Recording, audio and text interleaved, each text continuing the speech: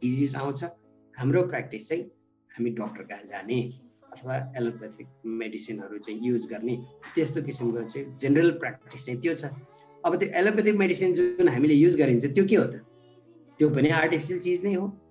त्यसैले गर्दाखेरि हरेक राम्रा डक्टरले, है मैले राम्रा डक्टरले भन्दैछु, हरेक राम्रा डक्टरले के भन्नुहुन्छ भनेदेखि each and every tablet has got side effect भनेर भन्छ। भने मतलब हरेक कुनै पनि एलोप्याथिक मेडिसिनको बाट चाहिँ साइड इफेक्ट हुन्छ भनेर डक्टरहरू आफैले भन्नुहुन्छ। हामीले नर्मल्ली पनि के बुझ्न जरुरी छ भनेदेखि हाम्रा चाहिँ साउथ इन्डियनका डक्टरहरू यो हामीले धेरै चिन्जान भयो डिएक्सनमा आइसकेपछि, उहाँहरू चाहिँ एकदम सिनियर मोस्ट डक्टरहरू, उहाँले के हुनुहुन्छ नि साधारण त्यो जुन प्यानाडोल भनेर जुन हामीले प्यारासिटामोल युज गर्छौँ हरेक प्रब्लमको लागि, ज्वरो आउँदा अथवा के पेन हुँदा के हुँदा, त्यसबाट त्यो एउटैले त्यो एक्लैले पनि हाम्रो किडनीलाई ड्यामेज गर्न सक्ने किसिमको साइड इफेक्ट हुन सक्छ भनेर भन्नुहुन्छ। भने मतलब त्यसैले गर्दाखेरि हामीले हत्तपत्ती त्यो औषधि आफै ईश्वरले आफैले कसैलाई कन्सल्ट नगरिकन हत्तपत्ती चाहिँ युज गर्न नहुने रहेछ भन्ने कुरा चाहिँ हामीले बुझ्नुपर्छ। त्यसले गर्दा त्यो हाम्रो प्र्याक्टिस अनुसार हामी डक्टर कहाँ जान्छौँ, एलोप्याथिक मेडिसिन दिन्छ, त्यो पनि आर्टिफिसियल केमिकलै हो, त्यो पनि एक किसिमको टक्सिन नै हो।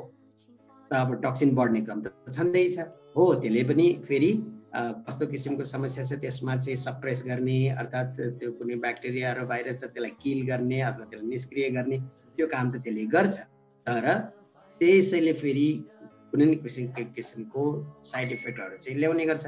त्यसले गर्दाखेरि पछि गएर के हुन्छ भनेदेखि त्यो अघि डिजिज थियो, अब त्यो बिस्तारै त्यो क्रोनिक डिजिजमा कन्भर्ट हुन्छ। भनेको मतलब जिन्दगीभर त्यसलाई उपचार गरिरहनु पर्यो कि निरन्तर उपचार गरिराख्नु पर्यो। अनि अब त्यसपछि के हुन्छ त पछि गएर अनेक किसिमका कम्प्लिकेसनहरू चाहिँ आउँछन् र मान्छेको मृत्यु हुन्छ।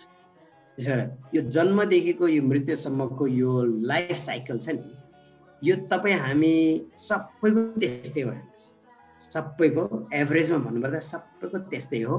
र यो एउटा चाहिँ फरक के हुनसक्छ भनेदेखि टक्सिन जाने क्रम त रोकिँदैन, हेर्नुहोस् होइन, त्यो त जान्छै जान्छ।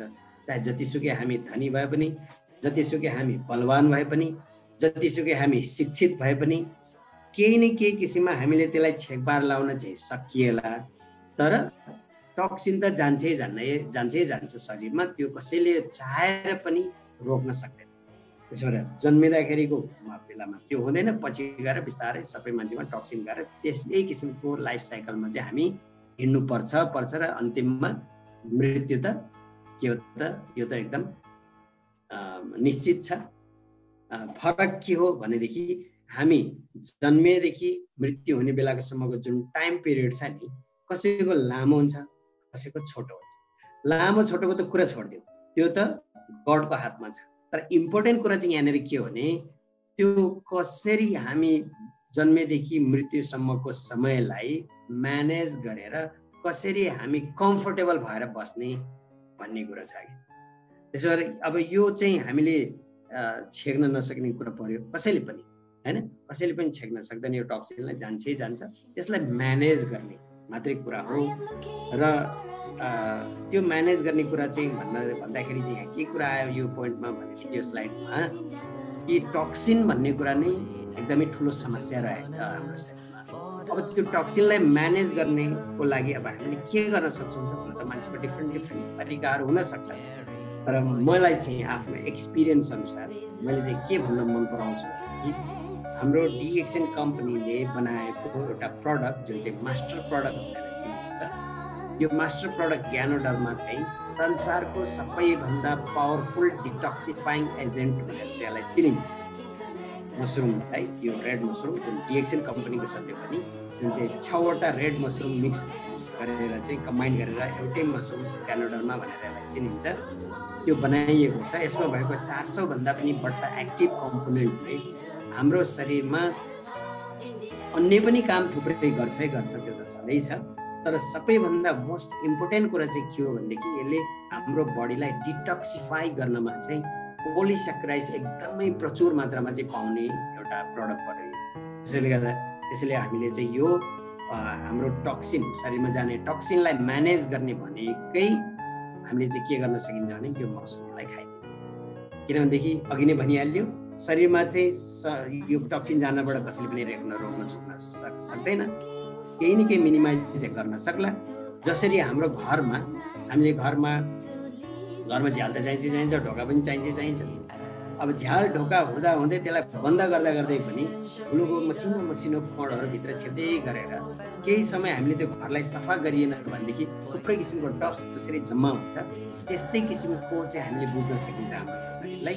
हाम्रो शरीरमा पनि थुप्रै किसिमका झ्याल ढोकाहरू छन्। सबैभन्दा ठुलो ढोका भनेको चाहिँ मुख, त्यसबाट चाहिँ सबैभन्दा धेरै टक्सिनहरू भित्र जान्छ अरे।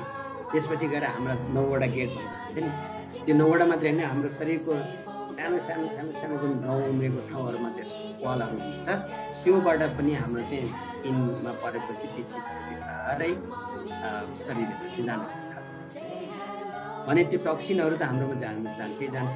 अब अहिले आएर हामीले अब त्यही टक्सिन जाला भनेर मास्क लगाएको छौँ होइन त, चस्मा पनि लगाएको छौँ, त्यसपछि हातमा पन्जा पनि लगाएको छौँ, बार फेरि त्यो हाम्रो फेसमा कतिपय कन्ट्याक्ट होला भनेर हात धुने गरेका छौँ, सेनिटाइजर युज गरेका छौँ होइन। अर्थात् यो हेल्थ वर्करहरू जुन छ उनीहरूले त पिपिई छुट्टै किसिमको डिजाइन गरिएको शिरदेखि पाउसम्म छपक्कै किसिमले ढाक्ने किसिमको चाहिँ त्यो प्रोटेक्टिभ इक्विपमेन्टहरू युज गरेका छन्। त्यो के हो त, त्यही अनवान्टेड मटेरियललाई, ब्याक्टेरिया भाइरसलाई शरीरभित्र जानबाट चाहिँ कम गर्न कोसिस गरेको तैपनि डाक्टरहरू मरिरहेका छन्, नर्सहरू मरिरहेका छन्, हेल्थ वर्करहरू मरिरहेका छन्। भनेको मतलब के त, हामीले केही अघि नै मैले भनिहालेँ केही कम चाहिँ हामीले गर्न सक्छौँ, तर जानबाट चाहिँ कसैले पनि रोक्न नसक्दो रहेछ भन्ने कुरा त यसबाट पनि प्रुभ भइसकिसक्यो। त्यसो भएर अब हाम्रो चाहिँ उपाय के हो त भनेदेखि शरीरलाई क्लिन गर्ने, त्यो जान्छ शरीरलाई क्लिन गर्ने अथवा त्यसको इम्युन पावरलाई बढाउने। त यो प्रडक्ट जुन हाम्रो मास्टर प्रडक्ट छ क्यानाडरमा, यसको चाहिँ मेन काम भनेकै शरीरमा इम्युन पावर बढाउने र शरीरमा गएका त्यस्ता टक्सिक मटेरियलहरू अथवा अनवान्टेड मटेरियलहरू, एक्सेस मटेरियलहरूलाई चाहिँ हाम्रो शरीरबाट बाहिराउने काम गर्दाखेरि त्यसले के हुन्छ, जस्तो घरमा हामीले कुचो लगाइराखे जस्तो कि झाडु लगाइराखे सफा गरिराखे जस्तो त्यस्तो चाहिँ इन्भाइरोमेन्ट हुन्छ। र हाम्रो यो जुन छ यो चक्र, लाइफको चक्र, यो सायद हामीलाई सिम्पटम्सहरू आउनु पर्दैन, सायद हामीलाई डिजिज आउनु पर्दैन, सायद हामीलाई कम्प्लिकेसन हुनु पर्दैन। त्यसो भएर यो प्रडक्ट युज गर्नु भनेको के हो भनेदेखि हाम्रो शरीरमा जाने टक्सिनहरूलाई म्यानेज गर्ने र जतिन्जेल हामी बाँच्छौँ कम्फोर्टेबल भएर बाँच्ने यो चाहिँ एउटा उपाय हो। त्यसकारण अब हामीले प्रेजेन्टेसन यति गरिसकेपछि मान्छेलाई हामीले सोध्न सक्छौँ, यदि तपाईँसँग अर्कै किसिमको कुनै ओपिनियन तपाईँको छ कि कुनै आइडिया तपाईँको छ कि यो विषयमा भनेर सोद्धाखेरि उहाँले के जवाफ दिनुहुन्छ, त्यसबाट फेरि हामी कुरालाई अगाडि बढाउन सकिन्छ। मलाई लाग्छ यस तरिकाले हामीले चाहिँ यसलाई भनियो भनेदेखि अब उहाँलाई चाहिँ मसरुम खानुपर्ने रहेछ कि रहेनछ भन्ने कुरा चाहिँ प्रष्ट हुनसक्छ र सायद मसरुम खाने उहाँले चाहिँ डिसिजन गर्न हुनसक्छ। त हामी चाहिँ के भन्छौँ भनेदेखि योभन्दा अलिक फरक ढङ्गले गरिराखेका हुन्छौँ, सायद मान्छेलाई त्यो कुरा डाइजेस्ट नहुन पनि सक्छ। यहाँ भनिएका कुराहरू त एकदमै यो प्र्याक्टिकल कुराहरू हुन्, नेचुरल कुराहरू हुन्, यसमा कुनै जोड घटाउ छैन, यो सिधा कुरा छ। त्यसकारण यो सिधा कुरा मात्रै हामीले मान्छेको दिमागमा हाल्न सकियो भनेदेखि सायद मलाई लाग्छ त्यो मान्छेहरू मसरुम खानालाई अथवा त्यसलाई कन्टिन्यू गर्नलाई रेडी हुन्छन्। त्यसैले अब म चाहिँ अर्को स्लाइडमा प्रवेश गर्न चाहँदैछु। त्यो चाहिँ हो के त भनेदेखि हाम्रो कतिपय मान्छेहरू कस्तो हुन्छ भनेदेखि यिनीहरू यो डिएक्सन गर्ने मान्छेहरू खास त्यति पढे लेखेका छैनन्, अर्थात् एउटा कस्तो भने लो प्रोफाइलको मान्छेहरूले गर्ने खालको बिजनेस हो भन्ने खालको कन्सेप्ट बिर गरेर बसेका छन् के उनीहरूले दिमागमा। त्यस्ता मान्छेहरूलाई चाहिँ यो पोइन्टले काम गर्छ जस्तो मलाई लाग्छ। सेकेन्ड स्लाइड जुन छ, जुन चाहिँ के हो भनेदेखि बडीको मेटाबोलिजम, जुन मेटाबोलिक प्रोसेस जुन छ, त्यो प्रोसेस भन्दाखेरि चाहिँ शरीरमा हुने सेललाई गर्ने ड्यामेजेसहरूको बारेमा। किनभनेदेखि हामीले खालि हाम्रो प्रडक्टले चाहिँ मान्छेहरूलाई कम्फोर्टेबल हुन्छ, अर्थात् रोग लाग्ने दिँदैन, अथवा रोग लागिसकेका मान्छेलाई पनि बिस्तारै त्यो नेचुरल हिलिङ पावर बढाएर शरीरमा त्यो बिस्तारै हिल हुँदै जान्छ भन्ने कारणले गर्दाखेरि हामी रोगी मान्छेहरू खोज्दै हिँडेका चाहिँ हुन्छौँ। वास्तवमा त्यस्तो गर्नु ठिक होइन। त्यसले गर्दाखेरि के हुन्छ भनेदेखि मैले के भन्छु भने हाम्रो मार्केट साँगुरो हुन्छ। किनभने संसारमा रोगी मान्छे जुन चाहिँ ट्रिटमेन्ट गरिरहेका छन् त्यस्ता मान्छेहरू निरोगी मान्छेहरूको दाँजोमा कम छ जसले ट्रिटमेन्ट गरिरहेका छन् होइन। त त्यसले गर्दाखेरि हामीले हाम्रो मार्केट चाहिँ साँगुरो बनाइरहेको छ। हाम्रो मार्केटलाई फराकिलो बनाउनको लागि चाहिँ के गर्नुपर्छ हामीले कि हामीले हरेक मान्छेलाई चाहिँ यो प्रडक्टको चाहिँ जरुरत पर्छ भन्ने किसिमको हामीले कुरा गऱ्यौँ भनेदेखि ती मान्छेहरू हाम्रो चाहिँ एउटा मार्केट ठुलो बन्न सक्छ। ती मान्छेहरू चाहिँ हाम्रो प्रडक्ट कन्ज्युम गर्न सक्छन्, बिजनेस भोल्युम बढ्न सक्छ। त मेटाबोलिजम प्रोसेस जस्तो मानिलिनुहोस् बच्चा होस्, बुढा होस्, धनी होस्, गरिब होस्, नेपालमा बसोस्, अमेरिकामा बसोस्, युएमा बसोस्, अथवा इन्डियामा बसोस्, कुनै पनि कन्ट्रीमा बसोस्, ती मान्छेले त अथवा मान्छे स्वस्थ होस् अस्वस्थ होस् खानेकुरा त खान्छ। खानेकुरा त खानै पर्यो नि। खानेकुरामा मेनली हामीले खानेकुरामा त थुप्रै चिज पाइन्छ, तर हामीले मेनली कार्बोहाइड्रेटलाई चाहिँ एक्जाम्पल दिन्छौँ। कार्बोहाइड्रेट मान्छेले खान्छ होइन, खानै पर्छ। त्यो हरेक चिजमा धेरै कार्बोहाइड्रेटै हुन्छ। हामीले नर्मल्ली खाने जुन कन्ट्रीको मान्छे भए पनि खानेकुरा हो, कार्बोहाइड्रेट चाहिँ खान्छ, खानै पर्छ खान। सँगैसँगै अक्सिजन पनि लिनै पर्छ। अक्सिजन नलि बस्ने कोही छ त्यो संसारमा? अक्सिजन पनि लिनै पर्छ। अब हरेक मान्छेको शरीरमा चाहिँ फेरि 37 डिग्री सेल्सियसको चाहिँ टेम्परेचर मेन्टेन भएको हुन्छ। अहिले त्योभन्दा टेम्परेचर बढ्यो भनेदेखि फेरि मान्छेलाई अन्य के रोग पो लाग्यो कि अहिलेको कुरा भन्ने भने झन् कोरोना पो लाग्यो कि भन्ने खालको कोरोना भाइरसले कोभिड-19 को बिमारी भयो कि भन्ने खालको चाहिँ मान्छेलाई शङ्का हुन सक्छ। त्यसो भएर 37 डिग्री सेल्सियसको टेम्परेचर त बडीमा मेन्टेन भएको हुन्छ। कार्बोहाइड्रेट खायो, अक्सिजन चाहिँ इनहेल गरिराखेकै हुन्छ। अनि यो बडीको टेम्परेचरको यो कन्डिसनमा चाहिँ एउटा केमिकल रियाक्सन हुन्छ बडीमा।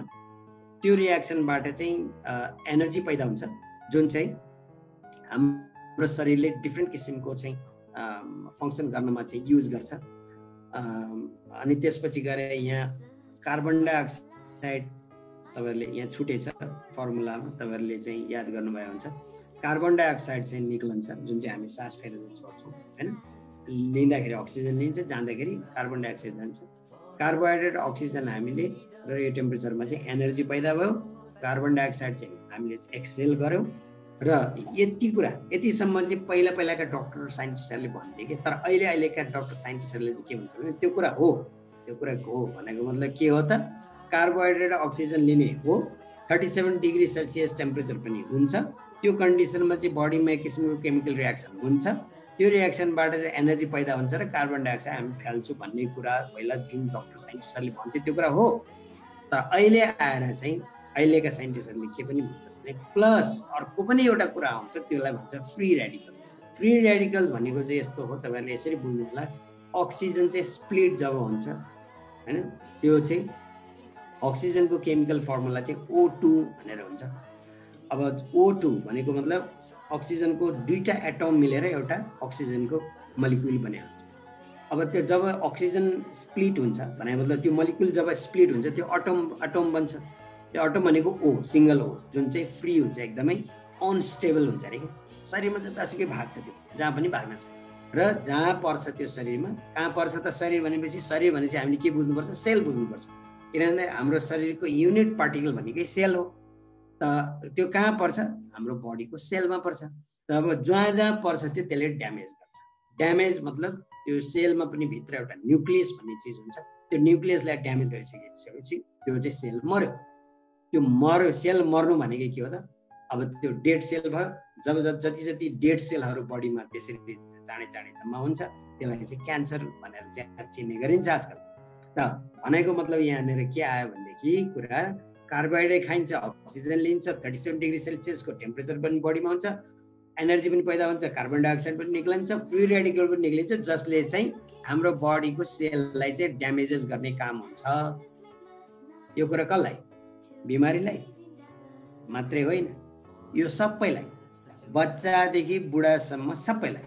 अझ फेरि इन एडिसन थप कुरा यसमा के छ भनेदेखि हाम्रो जस्तो अहिलेको लाइफस्टाइल छ नि, अहिलेको जुन लाइफस्टाइल छ, अहिलेको जुन खानपिन छ, त्यो खानपिनमा मानिलियो जस्तो कस्तो भनेदेखि frozen food, junk food fast food हैन, विभिन्न किसिमका आर्टिफिसियल केमिकलहरू चाहिँ बाट कम्बाइन भएका खानेकुराहरू र त्यसमा भएका प्रिजर्भेटिभ, त्यसमा भएका एसेन्स, आर्टिफिसियल एसेन्सहरू, फ्लेभरहरू, ती कुराहरूले चाहिँ के हुन्छ भनेदेखि त्यस्ता खानेकुराहरू जब हामीले बढ्ता खाइन्छ, अहिले त्यस्तै नै खाइराखिएको छ, त त्यसको कारणले गर्दाखेरि यो फ्री रेडिकल्स भन्ने जुन चिज छ यसको चाहिँ बढ्दो चाप छ अरे के बढी भने मतलब यो धेरै प्रोड्युस हुन्छ, धेरै निक्लन्छ अरे बढी। अब त्यो धेरै निक्लिनुको मतलब के हो त, धेरै सेललाई ड्यामेज हुनु।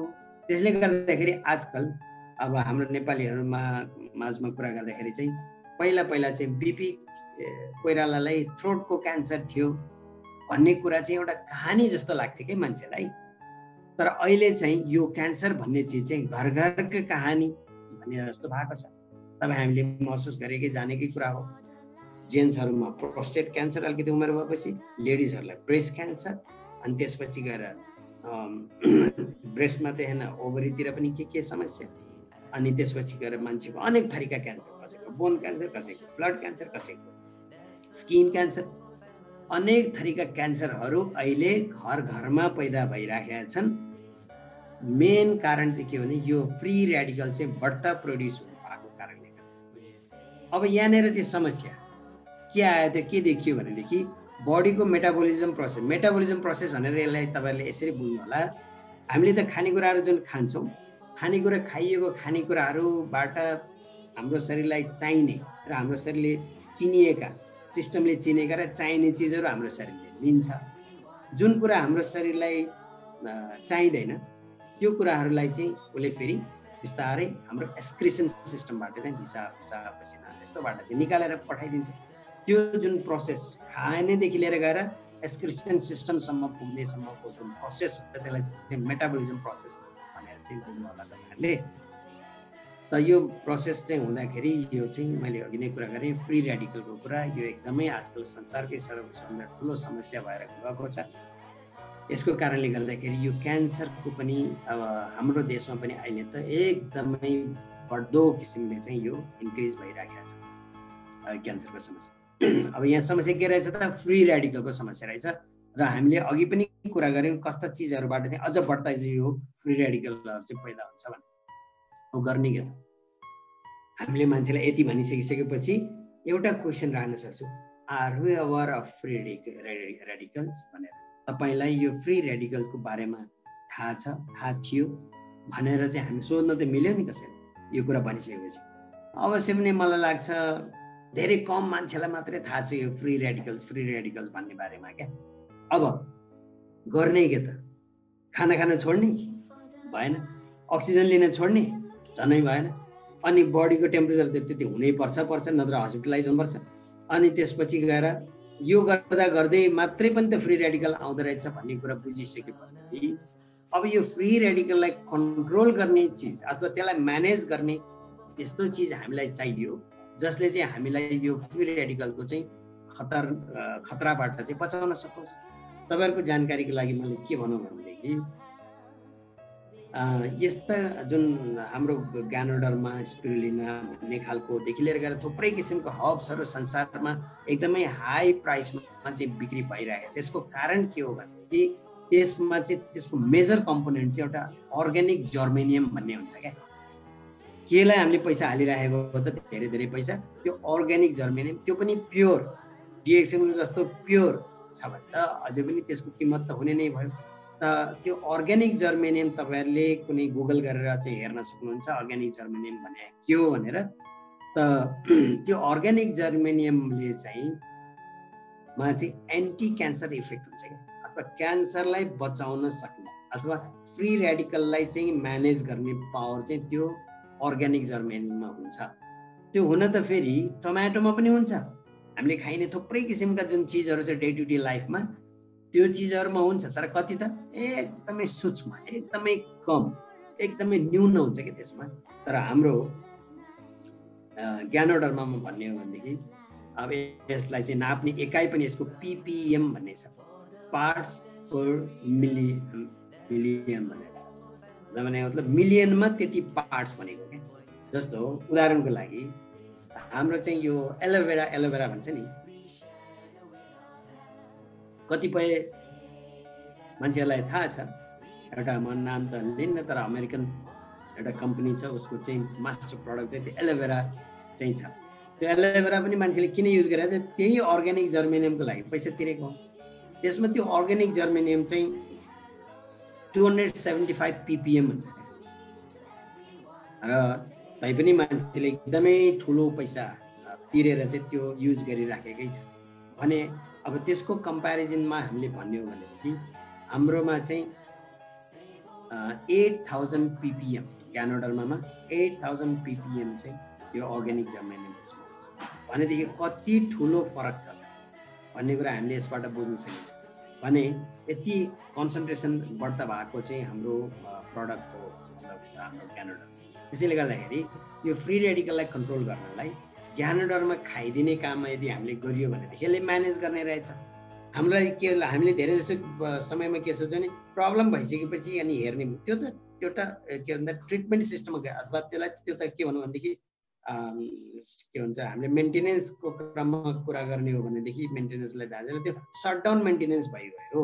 हामी प्रिभेन्टिभ कुराहरू चाहिँ गर्न खोज्दैछौँ, प्रिभेन्टिभ मेन्टेनेन्सको कुरा गर्न खोज्दैछौँ। त्यसैले गर्दाखेरि पहिल्यैदेखि नै हामीले यो प्रडक्टलाई युज गर्नु भनेको चाहिँ हाम्रो शरीरमा अर्ग्यानिक जर्मेनियम पहिल्यैदेखि नै रहिरहेकै हुन्छ, फ्री रेडिकल त पैदा भइरहेकै हुन्छ, त्यसको चाहिँ इफेक्टलाई चाहिँ यसले अर्ग्यानिक जर्मेनियमले चाहिँ मिनिमाइज गरिदिने भयो।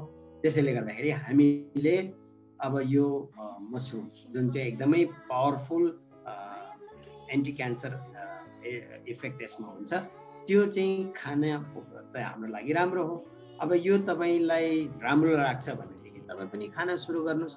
अर्थात् तपाईँले क्यानाडामा के हो भन्ने विषयमा तपाईँलाई हेर्न मन छ के छ भने तपाईँ साइट्स दिनुहोस् यसको, होइन अथेन्टिक इन्फर्मेसनहरू लिनुहोस्, त्यसपछि डिसाइड गर्नु। भन्दाखेरि त यो हामीले कसैलाई प्रेसराइज गरेको पनि जस्तो हुँदैन अनि उहाँहरूलाई इन्फर्मेसन दिएको पनि हो, त्यो अथेन्टिक इन्फर्मेसन हामी दिइरहेका छौँ। त्यस्तै किसिमको अथेन्टिक एक दुईवटा साइट दिने हो भनेदेखि उहाँहरूलाई चाहिँ अब यो खानु पर्ने रहेछ भन्ने कुराको चाहिँ आभास त्यहाँबाट हुन्छ जस्तो लाग्छ। त्यसैले गर्दा यो दुईवटा स्लाइड हामीले जुन कुरा गऱ्यौँ जुन चाहिँ हामीले चाहिँ के भन्छ त क्यानाडामाको बारेमा अलिकति भन्नु पर्यो भनेदेखि त्यो दुईवटा स्लाइडको बारेमा एउटा चाहिँ के त जन्मेदेखि मृत्युसम्मको समयमा चाहिँ कम्फोर्टेबल भएर बस्न सकिने, किनभने टक्सिन जानबाट रोक्न सकिन्न भन्ने कुरा। अर्को चाहिँ फ्री रेडिकल चाहिँ बन्छै भन्छ त्यसलाई फ्री रेडिकललाई रोक्न सकिन्न भन्ने कुराले चाहिँ क्यानाडामालाई हामीले फोकस गरेर त्यसको बेनिफिट यसमा पाउन सकिन्छ यसमा, अथवा त्यसलाई म्यानेज गर्ने चाहिँ यो प्रडक्ट हुनसक्छ भनेर सल्लाह दियो भनेदेखि मान्छेले त्यसलाई नो भन्ने ठाउँ हुन सक्दैन। त्यस्तै गरेर अर्को चाहिँ के छ त भनेदेखि यो स्लाइड पनि फेरि एकदमै इन्ट्रेस्टिङ छ, जसलाई चाहिँ के भन्छ त पिएच भ्यालु चाहिँ ब्लडमा हुने जुन पिएच भ्यालु छ नि त्यसको चाहिँ विशेष गरी यसमा कुरा हुन्छ। पिएच को जुन एउटा स्केल हुन्छ जुन 1 बाट सुरु भएर 14 सम्म को चाहिँ एउटा स्केल हुन्छ। 7 चाहिँ यसको चाहिँ न्युट्रल तटस्थ र जति जति यो 7 देखि तल तल तल आउँछ 6 5 4 3 2 1 गर्दै जति जति तल आउँछ त्यो चाहिँ स्ट्रङ एसिडिक हुन्छ, जति जति माथि हुन्छ उति फेरि स्ट्रङ अल्कलाइन हुन्छ। त्यसले गर्दाखेरि यो 1 देखिको 14 सम्मको चाहिँ यो पिएच स्केल हो। अब यो स्केल बाट हामीले चाहिँ के बुझ्नुपर्छ भनेदेखि रिकमेन्डेड भनेर जुन भनिएको छ 7.35 देखि 7.45 भनेको चाहिँ हाम्रो पिएच भ्यालु हाम्रो शरीरमा मान्छेको शरीरमा चाहिँ पिएच भ्यालु 7.35 देखि 7.45 सम्म यदि मेन्टेन गर्न सकियो भने अमेरिकाको एकजना ठुलो डक्टर साइन्टिस्टले चाहिँ उहाँले पनि 10 वर्षसम्म रिसर्च गरेर के भन्नुभएको छ कन्क्लुड गर्नुभएको छ भनेदेखि यसमा यदि यो न्यारो जुन स्पेस छ यसमा हामीले चाहिँ मेन्टेन गर्न सकियो भनेदेखि अमेरिकामा जति बिमारीहरू छन् ती बिमारीको चाहिँ 80% बिमारी घरै बसी बसी सन्चो हुन्छ भनेर चाहिँ उहाँले भन्नुहुन्छ। अब त्यो घरै बसी बसी सन्चो हुनुको पछाडि के छ त राज भन्ने कुरा चाहिँ यो स्लाइडमा चाहिँ हामीलाई चाहिँ प्रश्न हुन सक्छ। हेर्नुहोस् यो जति जति एसिडिक हुन्छ उति उति समस्या हुँदै रहेछ। अब हाम्रो बडी चाहिँ मा कस्तो छ होला त सिचुएसन भन्ने कुरा चाहिँ बुझ्नु पर्दाखेरि हामीले खान्छौँ कस्तो त त्यसमा भर पर्छ। अब हामीले धेरै एसिडिक खानेकुरा खान्छौँ भने त अभियसली बडी त एसिडिकै हुन्छ। अब हामीले त्यसलाई मेन्टेन गर्नलाई अथवा त्यसलाई न्युट्रल गर्नलाई अथवा स्लाइटली अल्कलाइन बनाउनको लागि अल्कलाइन चिज पनि बढी खाछौँ भनेदेखि त्यो हुन सक्छ। अब हामीले विचार गरौँ, हेरौँ। डाक्टर लिमले एकदम सजिलो तरिका दिनुभएको छ हामीलाई, एसिडिक फुड कुन हो, अल्कलाइन फुड कुन हो भनेर डिफरेन्सिएट गर्न छुट्याउनु। अब एसिडिक फुड चाहिँ अर्थात् अल्कलाइनबाट जाउँ पहिला, सबभन्दा कम त्यो छ।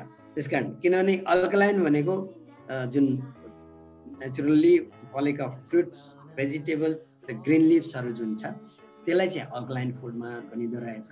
त्यसलाई छोडेर, केलाई छोडेर त alkaline food, fruits, vegetable, green लिभ्सलाई छोडेर बाँकी जे जति कुराहरू हामी खान्छौँ मात्रै होइन, पिउँछौँ पनि। कतिपय ठाउँमा त पानी पनि एसिडिक छ। पानी भनेर मात्रै हुँदैन, भनिन्छ नि कुण्ड कुण्ड पानी, मुण्ड मुण्ड बुद्धि भनेर। कुण्ड कुण्ड पानी ठाउँ ठाउँको पानी अनुसार, अथवा अहिले हामी मिनरल वाटर किनेर खान्छौँ भनेदेखि फ्याक्ट्री पानी भन्ने पनि भयो। कुण्ड कुण्ड पानीको ठाउँमा अब कुण्डमा त कहाँ गएर मान्छेले पाउँछ र सायद वर्षमा एकचोटि गोसाई कुण्ड जान्छ कि कुन कुण्ड जान्छ थाहा छैन। तर मैले भन्न खोजेको कुरा चाहिँ के त, हामी त डिपेन्ड हुन्छ त्यही फ्याक्ट्रीहरूमा जुन चाहिँ पानीलाई प्रशोधन गरेर बेचिरहेको हुन्छ, त्यो चाहिँ फ्याक्ट्रीमा भर पर्छ। कतिपय पानी तपाईँले हेर्नु होला पिएच, मैले युएमा पनि देखेको छु 6.9 को पानी पनि त्यहाँ बेचिरहेको छ भने मतलब त्यो चाहिँ स्लाइटली, त्यो त के भयो त, स्लाइटली एसिडिक भयो। त पानी पनि न्युट्रल छैन भने मतलब बजारमा के भने। अब हामीले कस्तो चाहिँ खानेकुराहरू पिउने कुराहरू पिइराखेका छौँ त्यसमा डिपेन्ड गर्छ हाम्रो बडीको चाहिँ पिएच भ्यालु। किनभने हामीले जे खान्छौँ त्यो कुरा हाम्रो बडीले, त्यो हाम्रो बडी त्यस्तै हुने हो। त्यसैले अब हामीले के विचार गर्नु पर्यो भने हामीले कस्तो खानाहरू खान्छौँ त, अल्कलाइन खान्छौँ कि एसिडिक खान्छौँ। तर हामीले यदि एउटा मिटिङहरू पनि हामीले के गर्ने गरिन्छ भनेदेखि एउटा स्याम्पल लिन्छ कि एकजना व्यक्तिलाई लिएर, तपाईँले हिजो के खानुभयो ब्रेकफास्टमा, लन्चमा, डिनरमा अथवा बिचबिचमा भन्दाखेरि यो 80% चाहिँ भन्दा बढी चाहिँ अल्कलाइन खानेकुरा खानुपर्ने रे र 20% भन्दा कम खाना मात्रै एसिडिक खानुपर्ने। तर मान्छेको त्यो ठ्याक्कै उल्टो पनि भएको छ। उल्टो मात्रै होइन, कतिपय मान्छेको त त्यो 95% अथवा 99% जस्तो एसिडिक खाना भएको छ भनेपछि उसको ब्लड चाहिँ जुन त्यो एसिडिक नभएर के हुन्छ त। अब जब ब्लड एसिडिक हुन्छ, हेर्नुहोस् यहाँनिर आएर कुरो बुझ्नुपर्ने कुरा के, जब मान्छेको ब्लड एसिडिक हुन्छ अथवा मान्छेको बडी एसिडिक हुन्छ, सबैभन्दा एकदमै डरलाग्दो कुरा देखेर मान्छे सुत्नु सक्छ। मान्छेलाई सुत्नु सक्दैन भन्नाले निन्द्रा लाग्दैन क्या।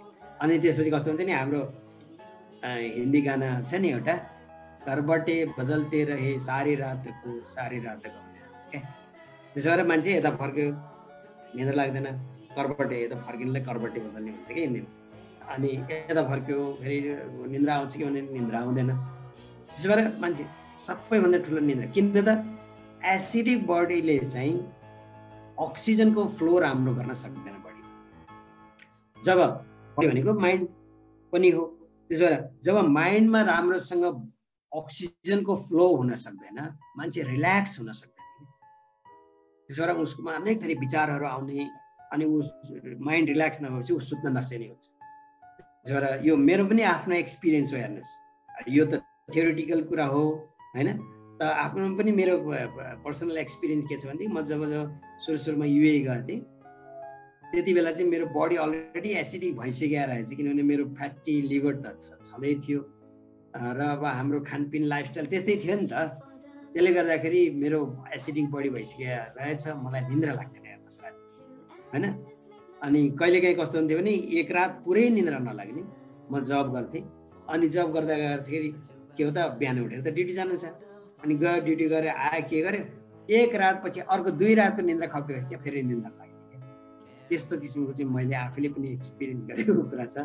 त्यसैले एसिडिक बडीले चाहिँ के त ब्लडको फ्लो राम्रो नभएर अक्सिजनको फ्लो पनि राम्रो नहुने रहेछ। त्यसो भएर हाम्रो शरीरमा अक्सिजन, ब्लडको फ्लो पनि हुन एकदमै जरुरी छ, अक्सिजनको फ्लो पनि हुन जरुरी छ।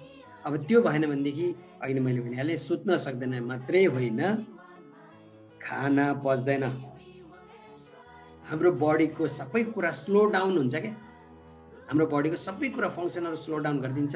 कतिपय समस्याहरू चाहिँ त्यसमा चाहिँ एकदमै चाँडै हुर्किन्छ, मतलब ब्याक्टेरिया भाइरसहरू जुन खतरनाक किसिमको कुराहरू जुन छ, र मान्छेलाई रोग साँच्चै सञ्चो निको चाँडै हुँदैन।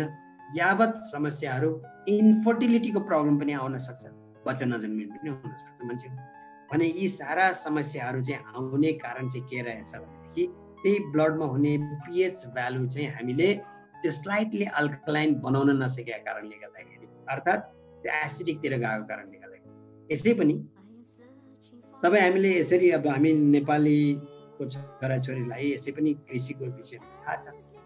त मैले चाहिँ के एउटा इक्जाम्पल जहिले पनि दिन्छु भनेदेखि हाम्रो पनि माटो बिगारिसकेको छ मान्छेहरूले के, किसानले पनि माटोलाई बिगारिसकेको छ। त्यसमा रासायनिक मल, अनेक थरी किसिमका मलहरू त्यसमा हालेर त्यो माटो चाहिँ अम्लीय बनाइसकेको छ। त्यस भएर खेती गर्दा गर्दा गर्दा त्यो माटोको अम्लीयपन बढी अथवा एसिडिक नेचर चाहिँ बढी भइसकेका कारणले गर्दाखेरि त्यो प्रडक्ट त्यसमा चाहिँ प्रडक्सन राम्रो हुँदैन, फसल राम्रो दिँदैन। त्यस भएर हाम्रो जिटिएहरू हुन्छ, त्यसको सम्बन्धी हेर्ने प्रोफेसनलहरू, उहाँहरूलाई चाहिँ लिएर जान्छ। पहिला चाहिँ त्यो माटो के अरे धान फलेन राम्रो अथवा गहुँ फलेन भन्यो भनेदेखि मान्छे किसानले माटोको स्याम्पल लिनुपर्छ तपाईँको खेतको भनेर ठाउँ ठाउँको स्याम्पलिङ गर्छ। त्यो स्याम्पलिङ गरेर लिएर जान्छ। लिएर गएर के गर्ने हो त, त्यो ल्याबमा गएर टेस्ट गर्ने। के को टेस्ट गर्ने त, यही एसिडिक र अल्कलाइनको चेक गर्ने। त्यो माटो चाहिँ एसिडिक, उनीहरूलाई थाहा छ अलरेडी एसिडिक छ भनेर, तर कति छ त त्यसको पिएच भनेर चाहिँ चेक गर्नको लागि। अनि उनीहरूले जति त्यसको पिएच घटेको छ माटोको त्यो अनुसार रिकमेन्ड गर्छ। त्यसमा चाहिँ अब त्यसलाई अल्कलाइन गर्ने बाटाहरू थुप्रै छन्, अन्य पनि किसिमका। जस्तो एक साल खेती नगर्ने, त्यसमा चाहिँ यतिकै अर्कै किसिमको त्यो घाँसहरू लगाइदिएर छोडिदिने, जोतिदिने, त्यसलाई चाहिँ फेरि त्यहीँ कुहाएर त्यसलाई चाहिँ अर्को एउटा तरिका छ। त्यसले गर्दाखेरि एक सालको त फसल उसले खान पाएन होला। अर्को एउटा तरिका के छ भने कृषि चुन हाल्ने, त्यो चाहिँ अल्कलाइन होइन। कृषि चुन त्यसमा चाहिँ हालिदिएपछि त्यसले न्युट्रलाइज गरिदिन्छ अनि फेरि फल्न थाल्छ। यस्तो किसिमको रिकमेन्डेसनहरू चाहिँ उहाँहरूले गर्न थाल्छ। अब तपाईँ हाम्रो लागि, मान्छेको लागि, त्यो त जमिनको लागि कुरा भयो, खेतको लागि, बारीको लागि होइन। अब मान्छेको लागि यदि हाम्रो नर्मली हाम्रो चाहिँ छ कि हाम्रो धेरै जसो मान्छेको एसिडिक नै छ बडी, त हाम्रो लागि चाहिँ अल्कलाइन बनाउनको लागि मसरुम सबैभन्दा पावरफुल यो संसारको अल्कलाइन एजेन्ट हो भनेर चिनिन्छ। त्यो पनि एकदमै हाइली कम्प्रेस फर्म। किन हाइली कम्प्रेस फर्म? दुनियाँमा अन्य पनि कम्पनीहरू छन् मसरुम बनाउने, तिनीहरूको चाहिँ प्रायः सो 8:1 त्यो रेसियोमा बन्द रहेछ। भने मतलब 8 किलो मसरुमबाट 1 किलो बनाउने। हाम्रो जस्तो जिएल त तिनीहरूसँग छँदै छैन एउटा कुरा। अर्को कुरा भन्ने भने हाम्रो जस्तो चाहिँ जुन 6वटालाई कम्बाइन गरेर एउटा बनायो क्यानाडामा, त्यो तिनीहरूसँग त्यो छँदै छैन, एउटा होला सायद होइन। त्यहाँ माथि के त जिएल भन्ने त नामै छैन र रेसियो यदि उनीहरूको भन्ने हो भनेदेखि 8:1 भनेको 8 किलोबाट 1 किलो बन्ने। हाम्रो चाहिँ फेरि मसरुम गर्छ भने 20:1 मा बन्छ। भने मतलब 20 किलो फ्रेस मसरुमबाट 1 किलो बन्छ भने कति कम्प्रेस फर्म होला त त्यो, कति त्यो त्यसलाई के भन्छ त छन्दा छन्दा छन्दा गरेर ल्याएको। भनेको मतलब 1 चम्चा मसरुम यदि युज गर्नु भनेको पनि 20 चम्चा फ्रेस मसरुम चाहिँ खानु बराबरको हो। त्यसले गर्दाखेरि त्यसले थोरै खाए पनि धेरै काम गर्नुको कारण त्यो। कफी मात्रै पिएर पनि मान्छेलाई हुन्छ कि कफीमा त थोरै छ अझ, त्यतिले पनि मान्छेले काम गर्यो भने हामीले सुनिन्छ भनेदेखि 1 चम्चा त ठुलो हो। त्यसले गर्दाखेरि 1 चम्चा मसरुम खानु भने 20 चम्चा फ्रेस मसरुम, रेड मसरुम खाएको जस्तो हो। अब अहिले नेपालमा पनि रेड मसरुमको खेती गर्ने मान्छेहरू थुप्रै देखिएको छ, भेटिएको छ। उनीहरूले एकदमै महँगो प्राइसमा बेचिराखेका छन्। यदि कम्पेयर गरेर हेर्ने हो भने क्या उनीहरूको पनि त्यसलाई कम्प्रेस गरेर ल्याउने भने त हाम्रोभन्दा धेरै महँगो पर्दो रहेछ। हेर्नुहोस् त हाम्रो त कस्तो हो भनेदेखि 20 जुन किलो छ त्यसलाई कम्प्रेस गरेर 1 मा ल्याएको फाइन पाउडर जुन छ त्यो पाउडर चाहिँ हामीले खाइन्छ, जुन चाहिँ संसारकै सबैभन्दा टप अल्कलाइन फुड भनेर चिनिन्छ। अब हाम्रो प्र्याक्टिस जुन छ, हामीले चाहिँ नर्मली के हुन्छ त भनेदेखि अहिले कुरा हामीले यति कुरा बुझियो रे मान्यो भनेदेखि भोलिदेखि गएर अल्कलाइन फुड खान्छु भनेरतिर चाहिँ हामी सायद प्र्याक्टिकली पोसिबल नहोला। हाम्रो लागि के पोसिबल हुनसक्छ भने जस्तो नर्मल खानेकुराहरू हामीले खान्छौँ ठिक छ, साथमा हाम्रो थोरै घ्यानडरमा खाइदिने। त्यसले के गर्यो त बिस्तारै बडीलाई न्युट्रलाइज गर्दै गयो। पिएच भ्यालु त्यसको चाहिँ स्लाइटली अल्कलाइन हुनेतिर चाहिँ त्यसले मद्दत गर्यो। त्यसले गर्दा अब हामीले यो कुरा भनिसकेपछि मान्छेले यहाँ नो भन्ने ठाउँ कहाँ छ? तपाईँले नो भन्छ भनेदेखि उसको जसलाई तपाईँले भनिराख्नु भएको छ, हिजो तपाईँले के खानुभयो, आज बिहान उठेर ब्रेकफास्टमा, लन्चमा, डिनरमा, बिचबिचमा चिया खाँदा के खाँदा अथवा टी टाइम भन्छ नि त, कुकिज मुकी के खानुभयो हो, त्यो लिस्ट आउट गर्नुहोस् न। अनि त्यो लिस्ट आउट गरेर के चाहिँ अल्कलाइन हो के चाहिँ एसिडिक फुड हो भन्ने कुरा त डाक्टर टिमले भनिदिइराख्नु भएको छ छुट्याउनको लागि। त्यो अनुसार छुट्याउनु छ भने उसको पर्सेन्टेज हेर्नुहोस् कति हुँदो रहेछ भनेर बस। अब त्यसपछि उसले नो भन्छ, नो भन्ने ठाउँ हुन्छ त्यहीँ। अब कुरो रह्यो के त हामीले कसरी प्रेजेन्ट गर्छौँ भन्ने कुरा। हाम्रो त मान्छेलाई आँखा खुलाइदिने मात्रै काम। त्यसले गर्दा अब यो के छ भनेदेखि यो पिएच भ्यालु घट्नुमा फेरि अर्को इम्पोर्टेन्ट कुरा के पनि छ भनेदेखि कि हामीले ब्लड बन्ने र मेटेरियल खाएको छैन, जुन चाहिँ हाम्रो स्पाइरुलिना भनेको जुन छ अर्को एउटा जुन प्रडक्ट जुन चाहिँ हामीले चाहिँ queen of herb, king of herb चाहिँ रेड मसरुमलाई भनिन्छ भने क्विन अफ हर्ब भनेर चाहिँ फेरि हामीले स्पाइरुलिना भनिन्छ, जुन चाहिँ एकदमै हाइली कन्सन्ट्रेटेड भएको चाहिँ क्लोरोफिल, त्यसमा चाहिँ जुन क्लोरोफिलको स्ट्रक्चर र हाम्रो ब्लडमा हुने हिमोग्लोबिनको स्ट्रक्चर चाहिँ एउटै हुँदो रहेछ। अब त्यसमा फरक भनेको के हो भनेदेखि क्लोरोफिलको जुन जुन न्युक्लियस छ त्यसमा चाहिँ फस्फरस हुँदो रहेछ, होइन म्याग्नेसियम हुँदो रहेछ, र हाम्रो ब्लडमा हुने जुन ब्लड सेल छ त्यसमा चाहिँ आइरन हुँदो रहेछ। जब हामीले त्यो हेर्दा त सिमिलर छ भनेर स्ट्रक्चर सिमिलर छ, तर जब हामीले क्लोरोफिल खान्छौँ त्यो म्याग्नेसियमलाई आइरनले चाहिँ रिप्लेस गरिदिनु रहेछ। जब न्युक्लियसमा आइरन आउँछ त्यो ब्लड पाउने त्यसबाट इजिली ब्लड सेलमा कन्भर्ट हुने रहेछ क्या। त्यसो भएर त्यो मात्रै होइन, अर्को स्पाइरुलिनाको कुरा गर्ने भन्दा फेरि के त यो त संसारमै सबैभन्दा पावरफुल प्रडक्ट। संसारको चाहिँ माल न्युट्रिसन भनेको अहिले जुन सबैभन्दा ठुलो समस्या छ संसारमा, त्यो खान नपाउनेको मात्रै कुरा होइन। हामी अफ्रिकातिर मात्रै नहेरौँ, खान पाउने पैसा भएका मान्छेहरू जुन छन् ती मान्छेहरू पनि मोटा र यस्तो समतुल्य भएका छन्, ती पनि मालन्युट्रिटेड पिपल हुन्। तिनीहरूलाई पनि मालन्युट्रिसनै भएको हो भने मतलब खान पाउने खान नपाउने दुइटैको मालन्युट्रिसन हुँदो रहेछ भने त्यो चाहिँ मालन्युट्रिसनको लागि चाहिँ एकदमै लाभदायक र त्यसलाई चाहिँ मालन्युट्रिसनलाई चाहिँ इरेडिकेट गर्न सक्ने प्रडक्ट भनेकै कारणले गर्दाखेरि डाक्टर लिमले चाहिँ यति ठुलो चाहिँ जस्तो $1 चाइल्ड $1 भनेर जुन अहिले चलिराखेको छ यो प्रोग्राम, तपाईँ हामीले पनि पार्टिसिपेट गर्न पाइने र एमसामसँग चाहिँ त्यो एग्रिमेन्ट भएर डाक्टर लिमले चाहिँ डोनेट गरिराख्नु भएको छ, तपाईँ हामीले पनि गरेका छौँ। भनेको मतलब के रहेछ त भनेदेखि कि यो हाम्रो चाहिँ पिएच भ्यालुलाई मात्रै होइन कि हाम्रो शरीरमा चाहिने अन्य पनि न्युट्रिएन्ट्सहरूलाई चाहिँ म्यानेज गर्नको लागि चाहिँ स्पाइरुलिनाको फेरि त्यत्तिकै महत्त्वपूर्ण रोल रहेछ भन्ने कुरा। यी कुराहरूबाट यति भनिसकेपछि मान्छेलाई धेरै अलिक बुझ्ने मान्छेलाई क्या, होइन बुझ्ने मान्छेलाई यति भन्दा सायद धेरै भनिराख्नुपर्छ जस्तो चाहिँ मलाई लाग्दैन। त्यसैले यो चाहिँ भयो के त हाम्रो पिएच भ्यालुलाई मेन्टेन गर्ने कुरा। अब 5औं नम्बरमा हामी जाँदैछौँ। 5औं नम्बरमा हामी जाँदैछौँ, चौथोमा पिएच कुरा। 5औं नम्बरमा हामी जाँदैछौँ हाम्रो न्युट्रिसन र फुड पिरामिडको बारेमा कुरा गर्नको लागि। अब हेर्नुहोस्, मलाई जहिले पनि एउटा कुरा याद आउँछ, तपाईँहरूले पनि हेर्नुभयो हुन्छ गुगल गरेर कि फुड पिरामिड भनेर यस्तो जुन पिरामिड हुन्छ होइन ट्रायङ्गल सेपको, सबैभन्दा तल कार्बोहाइड्रेट, त्यसपछि प्रोटिन, यस्तो यस्तो हुँदै हुँदै गएर होइन भाइटामिन मिनरल्सहरूको कुराहरू आउँछ। र त्यो टिपमा चाहिँ डाक्टर हाम्रो रञ्जनले जहिले पनि के भन्नुहुन्छ भने इन्डियामा धेरै जसो प्रब्लम हुनुको कारण, हेल्थको इस्यु हुनुको कारण एउटा मान्छेले नुन खानुपर्ने चाहिँ उसलाई चाहिँ रिकमेन्डेड चाहिँ 3 ग्राम अरे एक दिन। इन्डियाको मान्छेले चाहिँ 12 ग्राम खान्छ भन्छन् क्या, होइन।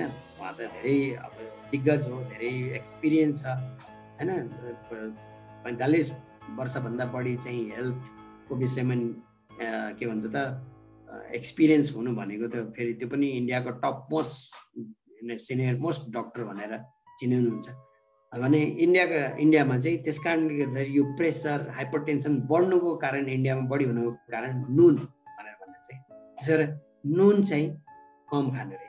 नुन मात्रै होइन, त्यो टिपमा भने मतलब तल कार्बोहाइड्रेट छ अरे बेसमा भने मतलब हुँदै हुँदै गएर त्यो टिपमा चाहिँ 3टा कुरा एकदमै याद गर्नुपर्ने। एउटा हो नुन भनिहाल्यो, अर्को सुगर चिनी, होइन, त्यसपछि तेस्रो भनेको फ्याट। यो 3टा चिज चाहिँ सकेसम्म कम खानु रे। किन कम खानु त भनेदेखि नुन बढी हुन थाल्यो आज भोलि पर्सि गर्दा गर्दै त अब त वर्षौँदेखिको कुरा हुन्छ नि त, हुन थाल्यो त्यसले हाइपरटेन्सन ल्याउने। अब सुगर बढी हुन थाल्यो फेरि त्यसले चाहिँ अब डायबेटिक बनाउनुतिर लाने, अब जब धेरै नै हुन थाल्छ नि हाम्रो प्यानक्रियासले काम गर्न चाहिँ नसक्ने, त्यसले लान नसक्ने किसिमको, अनि त्यसपछि गएर फ्याट बढी भयो, कोलेस्ट्रोल बढ्ने, के हुने, मान्छेलाई समस्या हुने। त यो 3टा चिजलाई चाहिँ सकेसम्म कम खानु रे भनेर चाहिँ डाक्टर रञ्जनले भन्नुहुन्छ। र मलाई यो कुरा जहिले पनि त्यो याद आउँछ यो चाहिँ विषयमा कुरा गर्दाखेरि, यो फुड पिरामिडको कुरा गर्दाखेरि। अर्को इम्पोर्टेन्ट कुरा चाहिँ के छ भनेदेखि हाम्रो शरीरलाई चाहिने चिज के हो त्यो चिज खान चाहिँ हामीले कोसिस गर्नुपर्छ कि। जस्तो अब हाम्रो शरीरलाई चाहिँ साइन्सले भनेअनुसार न्युट्रिसनिस्टहरूले चाहिँ यो विषयमा पढेका हुन्छन् र उनीहरूले के भन्छन् भनेदेखि हाम्रो शरीरलाई 2 किसिमको चाहिँ न्युट्रियन्ट्सको जरुरत पर्छ। एउटा हो म्याक्रो जुन चाहिँ कमनली अभाइलेबल छ, अर्को हो न्युट्रियन्ट्स जुन चाहिँ माइक्रो, त्यो चाहिँ अलिक के छ त अनकमन छ, कमनली पाइँदैन। त म्याक्रोमा के पर्छ त पानी, कार्बोहाइड्रेट, प्रोटिन, फ्याटहरू पर्छ। जुन चाहिँ पानी मान्छेले पिउँछ, कार्बोहाइड्रेट त जे खाए पनि कार्बोहाइड्रेट नै पाइन्छ। प्रोटिन भनेपछि अब हामीले गेडागुडी, दुध अथवा माछा मासु खानेबाट यसबाट पाइन्छ। फ्याट पनि त्यस्तै हो, फेरि दुध, दही अथवा तेल हामीले अथवा मासुबाट यो कुराहरूबाट फ्याट, यो चाहिँ चाहिने भन्दा बढी पाइरहेको छ कि मान्छेले। पानी सायद चाहिए जति खाएको छैन, पिँदैन होला मान्छेले, जति डक्टरले रिकमेन्ड गरेको हुन्छ। अन्य कुराहरू चाहिँ जति हामीलाई चाहिन्छ त्योभन्दा बढी यति पाइरहेको छ। यो म्याक्रो न्युट्रियन्ट्सको कुरा। माइक्रो न्युट्रियन्ट्स भन्ने हुन्छ भाइटामिन्स, मिनरल, ट्रेस एलिमेन्ट, क्लोरोफिलहरू जुन पातहरूमा पाइन्छ यस्ता चिजहरू, अथवा भाइटामिन्स, मिनरल्सहरू चाहिँ धेरै जसो फ्रुट्स, भेजिटेबल, ग्रिन लिभ्स आई भन्यो नि, ती कुरा त्यस्तैहरूबाट चाहिँ पाइन्छ। त्यो कुरा हामी एकदमै कम खान्छौँ। मलाई एउटा म कहिले पनि बिर्सिँदैन यो कुरालाई के। अब हाम्रो साउथ इन्डियन साथीहरू हामीसँग धेरै चिनजान भयो, म विदेशमा बस्दाखेरि साउथ इन्डियन साथीहरूको खानामा चाहिँ त्यो करी पत्ता भन्ने हाल्दो रहेछ भन्ने कुरा, तरकारी भन्ने हाल्दो रहेछ भन्ने कुरा नि त्यहाँ गएर चाहिँ बढ्ता देखियो। र कतिपय साथीहरू जब खान बस्छ नि त, त्यो त हेल्थको लागि राम्रो भनेर हो, त्यसबाट अन्य पनि केही न्युट्रियन्ट्सहरू छ होला त्यसमा। सँगैसँगै फेरि त्यो त क्लोरोफिल त हरियो पात त्यो हो, त्यसमा त क्लोरोफिल त छ। कतिपय साथीले खान बस्दाखेरि त्यो साम्बार हुन्छ नि, साम्बार तरकारी भनौँ न हाम्रो नेपाली, त्यो तरकारीमा हालेको त्यो जुन छ नि के अरे करी पत्ता त झिक्दै फाल्दै गरेर बाँकी खाएको मैले देखेँ। भने जुन खानुपर्छ भनेर राखेको हो नि त, त्यो त साइन्टिफिकली चाहिन्छ भनेर ट्रेडिसनल तरिकामा पनि मान्छेले चाहिँ त्यो अप्लाई गरिराखेकै रहेछन् भन्ने कुरा त थाहा हुन्छ, तर मान्छेले नखाने क्या। त्यसो गरेर यो के छ त भनेदेखि न्युट्रियन्ट्सको कुरा गर्दै म्याक्रो माइक्रो दुवै मिलेको खाना खानु पर्यो। फुड पिरामिडको कुरा गर्ने भनेदेखि हामीले के त अघि भने जस्तो कार्बोहाइड्रेट, त्यसपछि प्रोटिन, यो हुँदै गएर होइन मिनरल्स, भाइटामिन्सहरू हुँदै गएर लास्टमा गएर टिपमा चाहिँ के त नुन, चिनी र चिल्लो चाहिँ एकदमै कम खाने। यो गरियो भनेदेखि हामी वास्तवमा हेल्दी लाइफस्टाइलतिर जान्छौँ। तर मेरो आफ्नो पर्सनल एक्सपिरियन्सको यदि मैले कुरा गर्ने हो भने हामी कयौँ पटक अब हामी धेरै विदेश पनि बस्यो। म विदेशमा बस्दाखेरि पनि धेरै जसो म बाहिर त्यति खाना खान्थिनँ, तर मिटिङहरूको कारणले गर्दाखेरि बाहिर खान त पर्थ्यो। बाहिर पनि मलाई अलि जे कुरा पनि के रेस्टुरेन्टतिर खायो भने नुन बढी लाग्ने, चिल्लो बढी लाग्ने त्यो देखिने के। त्यो कारणले गर्दाखेरि म त्यति मलाई बाहिर खान मन लाग्दैन। काठमाडौँ अथवा नेपालमा आएपछि नि यहाँ पनि त्यस्तै छ हेर्नुहोस्। यहाँ पनि के त जहाँ खायो कुनै भोज भतेर हुन्छ के हुन्छ होइन, कति पैसा खर्च गरेर मान्छेले कहाँबाट चाहिँ त्यो क्याटरिङवालालाई बोलाएर के गरेर चाहिँ पैसा खर्च गरेर चाहिँ बनाएको छ खाना चाहिँ, मान्छे थुप्रै बोलाएको छ, त्यो बोलाउनको लागि कार्ड मात्रै कति खर्च गरेको छ होला। तर जब खान लाग्यो पहिल्यै नुन चस्सै मुखमा जिब्रोमा भिज्छ क्या, भने मतलब नुन बढी हुन्छ क्या, चिल्लो पनि त्यस्तै बढी हुन्छ। अनि पिरो त अब पिरोले बढी भएर त खासै त्यस्तो फरक त पर्दैन, तर नुन र के त चिल्लो मरमसला मसला अब ए बाबा मलाई अनि त्यो जहाँ गए पनि त्यस्तै मान्छेलाई अब त्यही मन पर्दो रहेछ, अथवा त्यो बानी लागिसक्यो क्या। त्यो बानी त हो नि, त्यो टेस्टको बानी हुन्छ क्या मान्छेलाई। आज नुनिला अलिक बढी खायो, भोलि झन् बढी, त्यो बढी अथवा त्यो खालको भएन भनेदेखि मिठो नलाग्ने खालको त्यस्तो हुन्छ। त्यो हेबिट गर्नै हुँदैन। त्यसले गर्दाखेरि मान्छेलाई ठुलो समस्याहरू हेल्थमा आउने रहेछ। त्यसैले हामीले न्युट्रियन्ट्स, कम्प्लिट न्युट्रियन्ट्स भएको खानेकुरा पनि हामीलाई चाहियो। फुड पिरामिडमा बताए अनुसारको हामीले त्यो किसिमको म्यानेज गरेर हामीले खानु पर्यो। अब सोध्नु न यो कुरा तपाईँले गर्नुहुन्छ? यस्तै छ त तपाईँको घरमा, तपाईँको पर्सनल लाइफमा, तपाईँको फ्यामिलीमा? अवश्य पनि छैन। अब यसको ठाउँमा के गर्ने त? फेरि त्यो स्पिरुलिनाको नाम लिन चाहन्छु म। स्पिरुलिना यस्तो प्रडक्ट हो जसमा म्याक्रो पनि न्युट्रिएन्ट्स, माइक्रो पनि न्युट्रिएन्ट्स, माइक्रो न्युट्रिएन्ट्सको त्यो त खानी हो। त्यो खानी मात्रै होइन, त्यो चाहिँ हाइली कन्सन्ट्रेटेड फर्ममा चाहिँ त्यहाँ भाइटामिन ए भन्नुहोस् अथवा भाइटामिन कुनै पनि रेन्जका भाइटामिनका रेन्जहरू भयो, मिनरल्सका रेन्जहरू भयो, यो ट्रेस एलिमेन्ट, क्लोरोफिल, यो सारा चिज यसमा भएको चाहिँ एउटै मात्रै प्रडक्ट छ, त्यो हो स्पिरुलिना। तपाईँको यो के हो त न्युट्रिसनको काम त सिधै त यो एउटा प्रडक्ट भएको छ। फुड पिरामिड भने त आफैले म्यानेज गर्ने कुरा हो। कार्बोहाइड्रेट कति खाने होइन, प्रोटिन कति खाने, फ्याट कति खाने, यो कुराहरू मिलाउनु त आफू अवेर भएपछि आफ्नो घर परिवारलाई पनि त्यो किसिमले एजुकेट गरेपछि पुरा सिद्धि। त्यसो भने अब एउटै प्रडक्टले यो सारा काम हुँदो रहेछ नि त भन्ने कुरा मान्छेलाई भन्यो भनेदेखि नो भन्दा त अब उसलाई चाहिँ चाहियो कि त हो त यो कुरा भन्ने कुरालाई चाहिँ चेक एन्ड ब्यालेन्स गर्नको लागि चाहिँ अथवा उसलाई ऊ आफू सेटिस्फाई हुनको लागि साइड दिनुहोस्, यसको कुनै न कुनै साइड पढ्नु न तपाईँ आफै भन्ने किसिमले। हामी के मान्छेलाई झुक्काउने फकाउने त्यो कुरा हो र जे फ्याक्ट हो त्यो भन्न नसकेको कारणले गर्दाखेरि तपाईँ हामी पछि परेका छौँ क्या। त फ्याक्ट हामीले भन्न सकेका छैनौँ, तर बरु उल्टो कुरा हामीले कसरी भन्छौँ नि तिम्रो रोग सन्चो हुन्छ, भोग सन्चो के भनेर भन्छौँ भने मान्छेलाई चित्त बुझ्दैन। त यसरी चाहिँ भन्नु चाहिँ राम्रो हुन्छ जस्तो चाहिँ मलाई लाग्छ। यो भयो न्युट्रिसन र फुड पिरामिडको कुरा, मान्छेको आँखा खोल्ने। अब अर्को एउटा आँखा खोल्ने एउटा बाटो छ, त्यो चाहिँ के हो भनेदेखि एक्सर्साइज, रेस्ट, रेडिएसन, यी सम्बन्धित कुराहरू अथवा अन्य कुराहरू। मेजर कुरा चाहिँ के हो यसमा भनेदेखि 1 घन्टाको चाहिँ प्रपर एक्सर्साइज हुन जरुरी छ। हाम्रो डाक्टरले पनि के भन्नुहुन्छ भने 40 मिनटदेखि 1 घन्टाको चाहिँ प्रपर एक्सर्साइज हुन जरुरी छ भन्नुहुन्छ। 6 to 8 आवर्सको डिप स्लिप हुन जरुरी छ भन्नुहुन्छ। अहिले जस्तो एसिडिक बडी छ, कर्बटे बदलै छ, अनि डिप स्लिप कहाँबाट हुन्छ र 6 घन्टा के 8 घन्टा के 10 घन्टा सुते पनि मान्छेको रेस्ट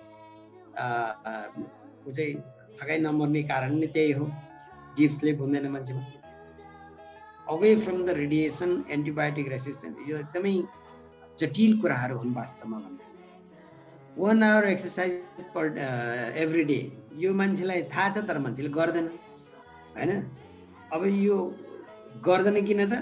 सायद कसैलाई अल्छी लाग्छ, सायद कसैले गर्न नगरे पनि चलिरहेकै छ नि भन्ने किसिमको नेग्लिजेन्स गरेको छ होइन। र अब कसैले चाहिँ के छ भनेदेखि कहाँ गएर गर्ने भने ठाउँको पनि समस्या होला, कसैलाई फेरि के छ त भनेदेखि आइडिया पनि छैन होला कसरी गर्ने भनेर। यी कुरा यावत कुराले गर्दाखेरि मान्छेले एक्सर्साइज गरिरहेका हुन् होइन।